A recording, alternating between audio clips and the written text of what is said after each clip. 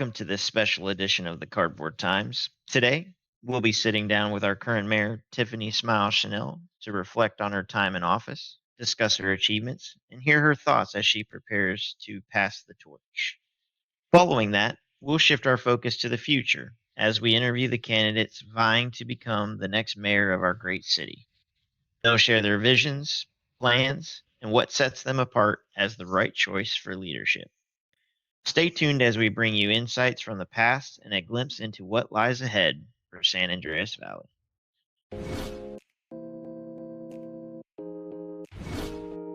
Hello, my name is Gray DuPont, interviewer with the Cardboard Times. This evening, I have the pleasure of sitting down with Mayor of San Andreas Valley, Tiffany Smiles Chanel.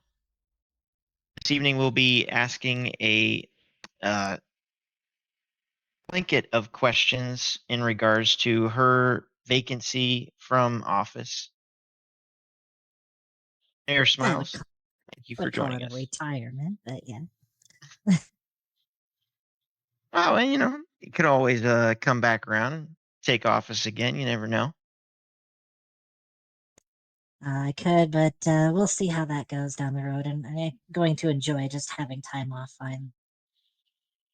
That is completely understandable. You did quite a lot for the citizens and for this community. So we do appreciate it. And for that, we shall roll into the first question. What do you consider your greatest achievement during your time as mayor?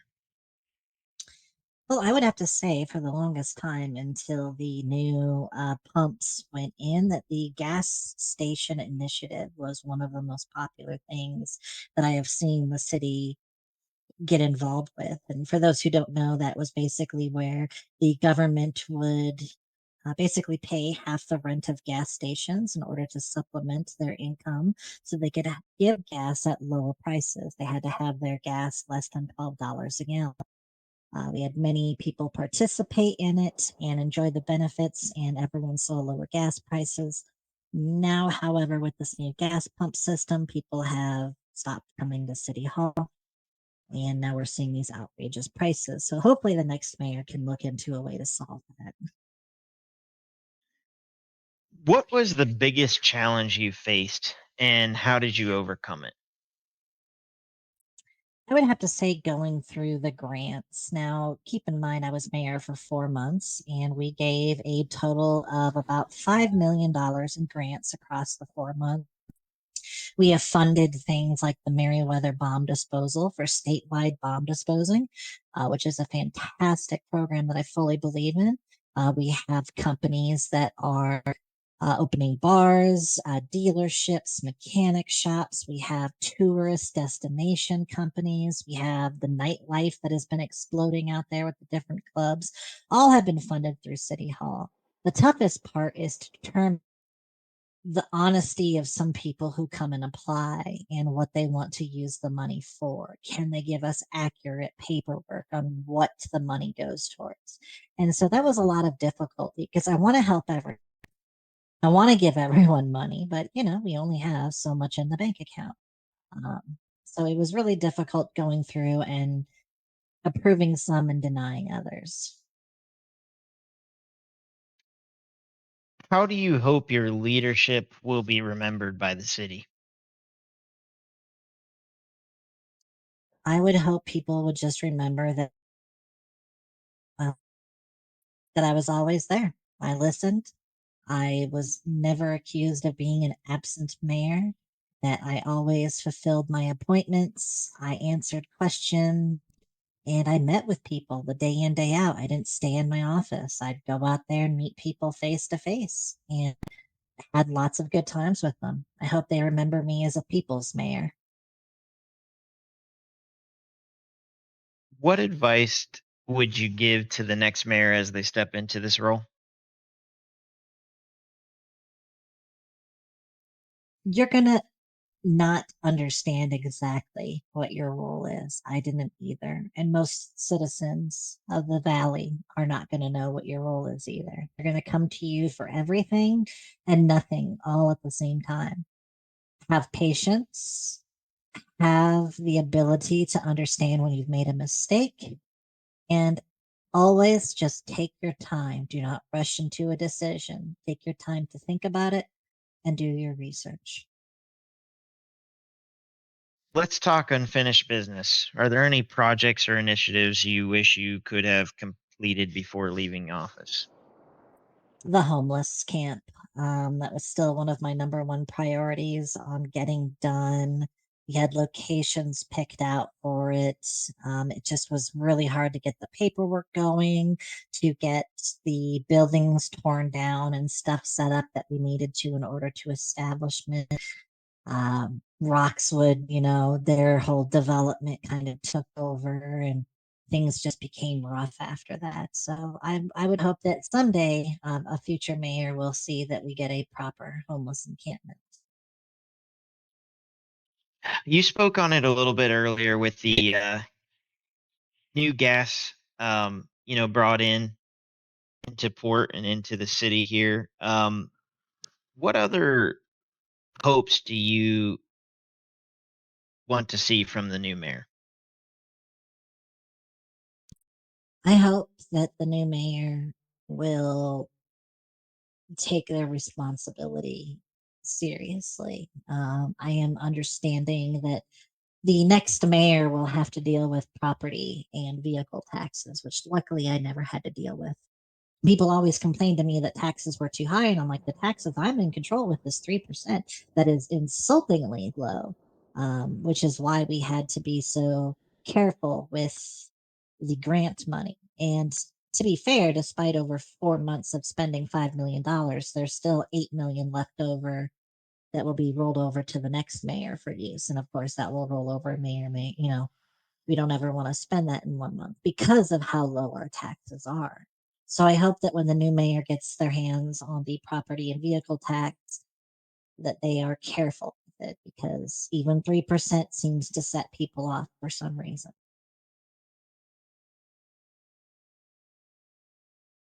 All right, Smiles, what's next for you now that your term as mayor has ended? I'm going to the Galapagos Islands for a long vacation.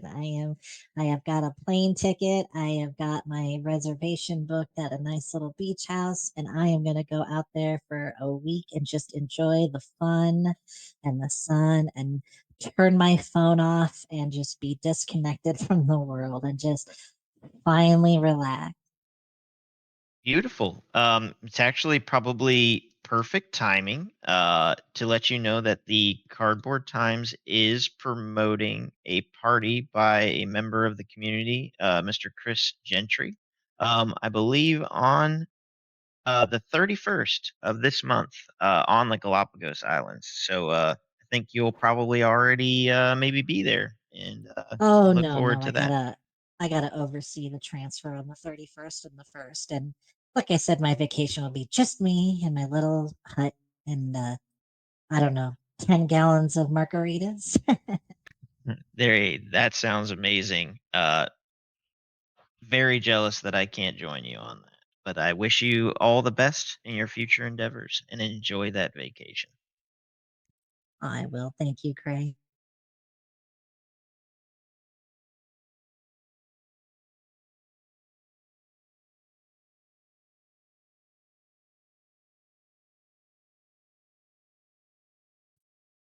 Good evening. My name is Gray DuPont, an interviewer with the Cardboard Times.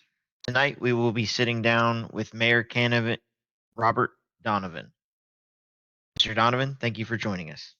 Well, thank you so much for having me. Mr. Donovan, what is your vision for the city if you are elected as mayor? Well, if I'm elected as mayor, my first priority would be to reorganize government. We have to understand that in order for anything to be done, we have to have an effective government structure. I mean, if you're trying to do anything beyond that, I think you're just going to be led to more failures. There's a lack of authority in the position. Uh, and I don't just mean authority from the gods, but authority from the state itself, the institutions, I should say. So my first priority would be to reorganize the government. and establish a city charter, and then hopefully I go forward and present a state constitution. Those are my biggest priorities running for this office, so that we have that structure in place to better serve our citizens. Because how are we supposed to serve our citizens when the government itself isn't in a position to effectively govern? How do you plan to promote economic growth and support local businesses? It's a great question. Uh, and part of that, first of all, let me just say that having an organized government is always beneficial to our businesses and our local economy. That's number one. Number two, we can promote our businesses by reducing the economic burden caused by unneeded or uh, overwhelming taxation, right? Because to do anything in this city, it costs thousands upon thousands of dollars. To register vehicles costs thousands of dollars, and that stifles the ability of car dealerships to, keep increasing their inventory. And I was talking to a mechanic and a shop owner up in Paleto Bay. It's expensive. It's extremely expensive. So reducing our tax burden on our citizens is one of my immediate priorities. And going into that, uh, I'm going to be, if I have the authority, we're going to be reducing the sales tax under 10%. And when it comes to property taxes, I'd say property taxes off the table at state level. Leave that to the local government. If I do manage to get that state constitution through. What are your plans to address crime and improve public safety? Well, I just want to say that our law enforcement officers are the bravest group of people in this entire state. Their selflessness and their sacrifice is something that I think all residents should be looking up to and be celebrating. But we have to realize there's a couple of bad apples who poison the mission of those law enforcement agencies, and if we're going to better support them, the way we do that is by making sure we take care of the ones who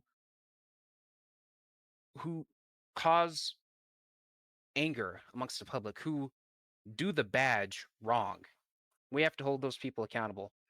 Uh, and when we do that, uh, our law enforcement officers will be more thankful that we've taken the steps to clear their name and be able to show the good nature of the business that they're in. How do you plan to stay connected with residents and ensure that your voice is heard? Absolutely. I'm very active on social media. And if I am elected and we do restructure the government, I'll be establishing an office of the press secretary, who will be giving constant updates to the public about the uh, on about what my office is up to this week. And I'll even be doing press conferences of my own, along with my press secretary. Um, and just maintaining that constant communication I currently have with the public on my Birdie feed, on my Instapic, on Trendy, and putting out weekly press statements. I think that will keep the city informed. I also have a lot of ideas for events we can do uh, across the state that will keep citizens in touch about our services and our priorities going forward. How will you handle the city's budget and prioritize spending? Absolutely. Uh, I can't say that I do know what the current city budget is. A lot of these things we keep under wraps. So if I am mayor, I'm going to be making sure we publicize the city's budget. Uh, Another thing would be to understand our revenue streams. So as I said, we have sales taxes, property taxes, taxes on a whole bunch of other thing and fees that have to be paid. Um, I want to reduce burden for our residents on the taxation part. So we're looking at a slight decrease in revenue, but I also think we can draw back on programs that aren't needed. So I will promise that I will gut projects that aren't generating us any revenue or have any benefit to our citizens or the services that we provide. What will you do to improve emergency response services such as fire and medical? Absolutely. Um, I personally witnessed this myself. The fire department, it's a little bit dry right now in terms of the membership and the response times. For the ones we do have on staff, they do an amazing job. They do amazingly. But we have to understand they can't be active all the time to respond to these scenes. So what we have to do is making sure that our fire and medical rescue teams have the necessary funding that they need to continue on these important operations. I talked budget cuts earlier on unnecessary projects. Well, we can redirect that revenue towards making sure our fire services and our medical services are getting enough pay and enough equipment to handle all these situations. Because ultimately, um, people aren't going to want to be employed as firefighters or EMS if they're not getting paid a decent wage.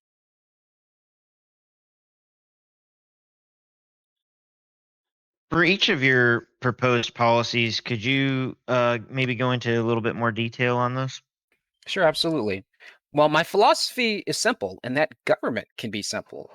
Uh, it can seem daunting putting one together or, having to rebuild it from the ground up. But the problem people run into when trying to make a government is making it complicated. We can reduce that.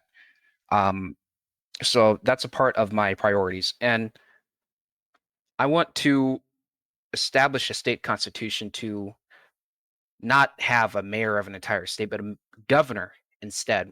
So I would be proposing this constitution for the people and the gods to take review of, and hopefully we get approval on. So it would establish state government like the governor, lieutenant governor, secretary of state, attorney general, a state senate, and a state assembly. And I also want to restructure the Department of Justice so that you know um, the Supreme Court is instead, because the Supreme Court will stay. Um, it'll just be an appellate court, and then we'll establish two new trial courts for the Superior Court of Los Angeles and Superior Court of Blaine County. So two new trial courts. And then we would also be establishing uh, four new municipalities: the city of Los Angeles, of Sandy Shores, Paleto Bay, and Roxwood, and having a mayor for each of those, and possibly a city council or whatever form of government they want to take form of. And we talked about this already, but taxation, there's a saying, no taxation without representation. So making taxes and putting the power of taxation back into the hands of the people is the biggest priority for me. As somebody who is coming to the city, who's tried real hard, there's a lot of things we could be gutting. You know how much it costs to become an attorney in the city? $35,000 to become an attorney. Um, and it's not granted that you'll always have a whole bunch of clients. It's a big, steep cost, and it turns people away from wanting to be engaged and involved in government. And so I think reducing our footprint on taxation and leaving it to these local municipalities is the approach to go. And even if I'm limited with these plans, I still have an idea of what goals we want to accomplish. And I'll never stop being an advocate for better government, one that makes sense and is effective. And I will use my platform to lift the voices of the average citizens up. And even if we do get rejected in our state constitution, we will establish a city council at least, because I don't believe in a unitary executive. This is a city that should be governed by different voices, not by one singular voice. And at the core of my campaign is service to the residents of San Andreas, because they deserve better than what we have right now. And that is exactly why I'm in this race. Mr. Donovan, February is a shorter month, which can impact timelines for projects, budgeting, and meeting these objectives. How do you plan to adapt your strategies to ensure that goals and deadlines are met effectively during this time? Absolutely. Um, well, look, I move quick. All right. I'm not going to waste any. As soon as I am elected, I'm not going to waste any time. We're not going to skip around. We're going to go straight into it. I already have a draft of my state constitution already formed and being worked on still. Um, and moving quickly is that's just a part of it. I'm not here to plan little silly goofy events. We're here to do the work of the people, and that means making sure they have access to the essential services like fire, medical, and police. Making sure that they're not being taxed to death, help propping up their dreams and aspirations, and making sure they can achieve economic prosperity. Um, and this is what's so essential and and important to me to be doing as soon as I'm elected. What makes you the best candidate for mayor compared to your opponents, Mr. Donovan? I'd say I'm organized. I'm the only person in this campaign who has publicized their plans in a formal document. I'm the only one in this campaign who has the experience in government to know how to effectively carry out a large operation while also making it simple for anyone to participate in. Um, and I think that speaks volumes to my commitment to the people of San Andreas and all that they have to offer. And regardless of my opponents, who I think are uh, great people, I just think we have different ideas of how we can approach making this the best place to live for people and their families. And my plan, obviously, is about strengthening the role of government while also making sure citizens have an equal voice and seat at the table. Mr. Donovan, we appreciate your time this evening and we wish you the best of luck in your campaign. Thank you so much for having me.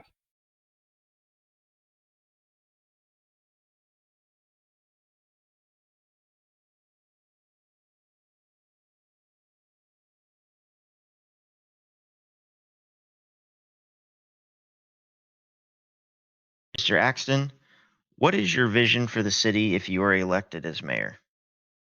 Well, I'd have a lot of visions for the city, starting with trying to build a stronger, fairer, more connected community. I'd look to introduce several new policies. I assume you'll probably be asking me based on what kind of policies I have down the line, so I'll probably keep it quite short in terms of just saying there's hopefully going to be a lot of new policies, some beneficial for mental health, some beneficial to the community, and some to help with tax relief and also giving small businesses more of a chance of starting in the city. How do you plan to promote economic growth and support those local businesses? So that actually ties in quite well with an initiative I was going to look into starting, where we're going to basically have a performance quota met by the LSPD, BCSO, and SAVRP. This is going to be introduced through sanctions that if they're not performing to a certain standard, which we should come to expect as a community, then sanctions of monetary values will be placed onto each of the three departments, and that will allow for economic growth in times if they fail. Not to mention, other than that, the new mayoral candidate will have the access to vehicle and building property tax. I'll look to introducing a new fair tax level so that we maintain a steady flow into the city's income, whilst also making sure we're not breaking the banks of civilians. What are your plans to address crime and improve public safety in the city? Well, I think that's a great question because you've got to kind of define public safety. You know, each area of the city will always be a different compared to other areas. So if you talk about public crime and if you talk about crime in general, you've got to look at, say, Southside being Southside. You know, it's typically going to be more rough than normal, and that's just how life is there. You can try and put any amount of businesses, any amount of money into that area, any amount of development, and sometimes it's just unable to grow.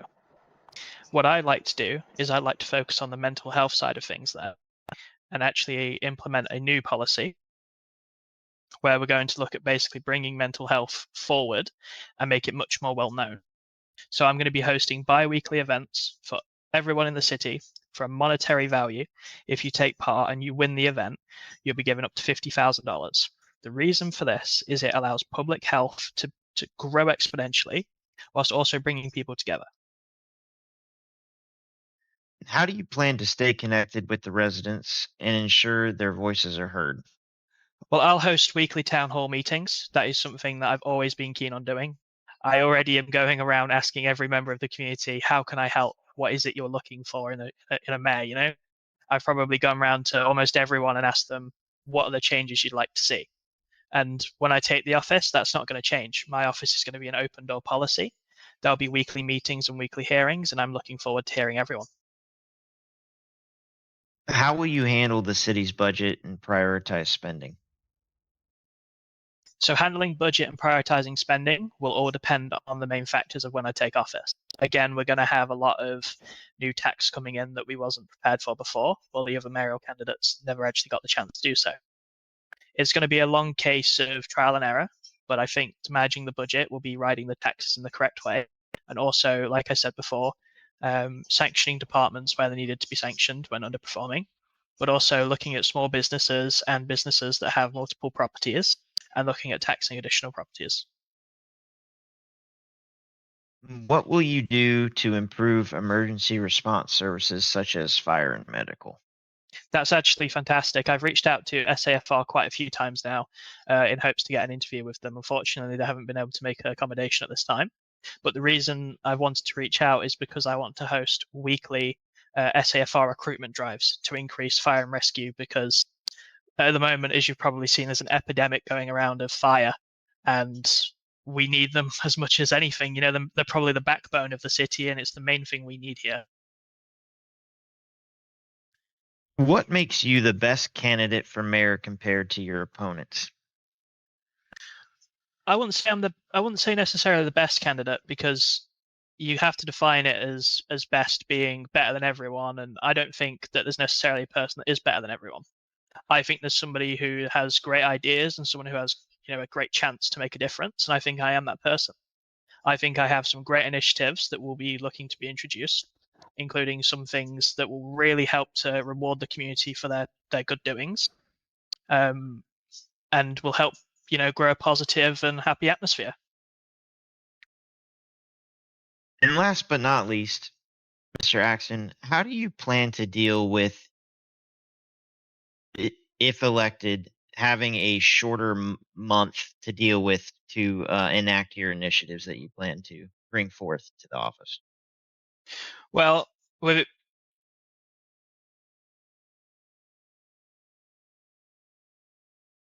Yeah, let me think about how I want to word it.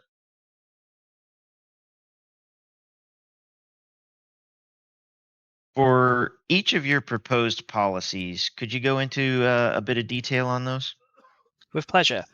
So I'll start off with the business accountability and transparency.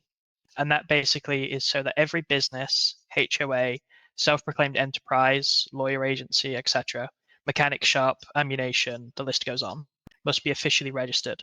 This protects consumers, eliminates fraud, and ensures a level playing field for honest businesses. It also helps to eliminate copyright and also validate claims of businesses.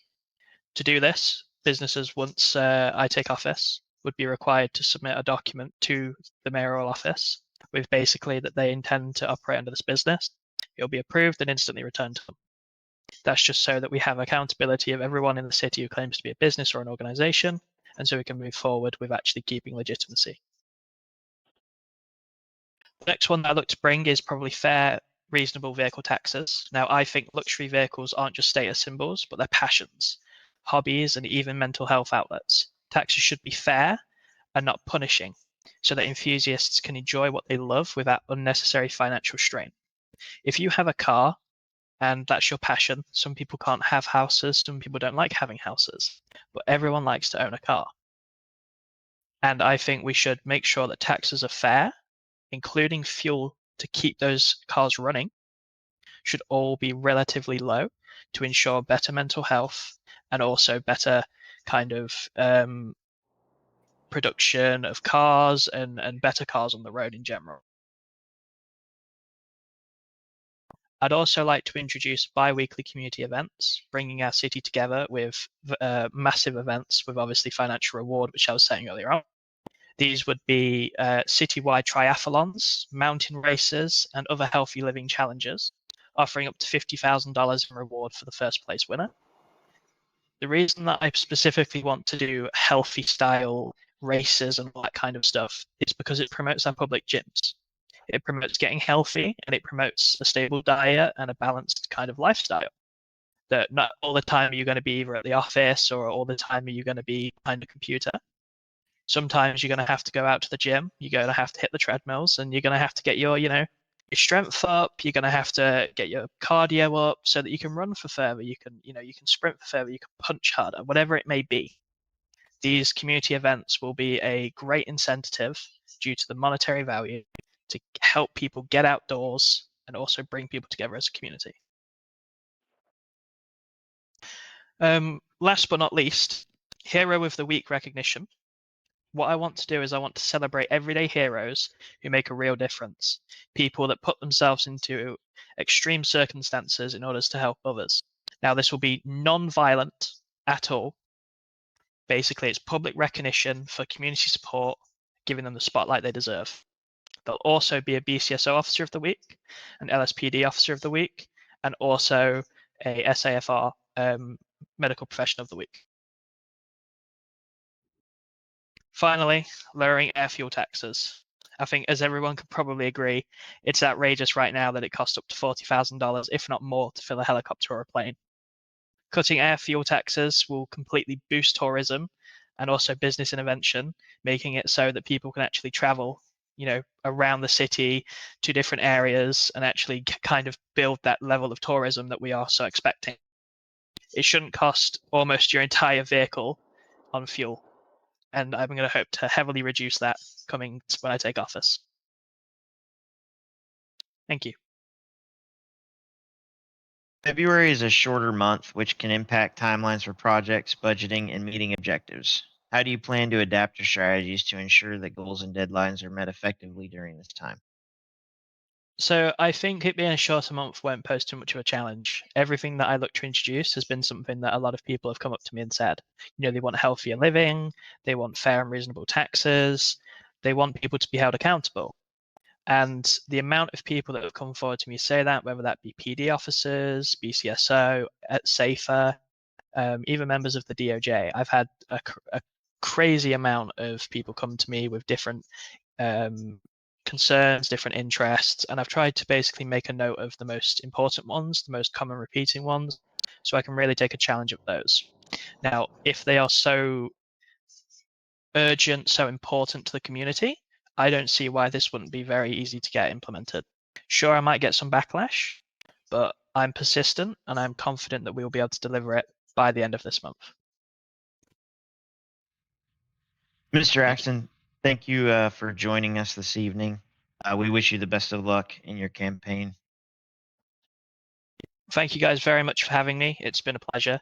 You guys run a great news show here, and I'm just happy that you've taken your time to interview me. Thank you.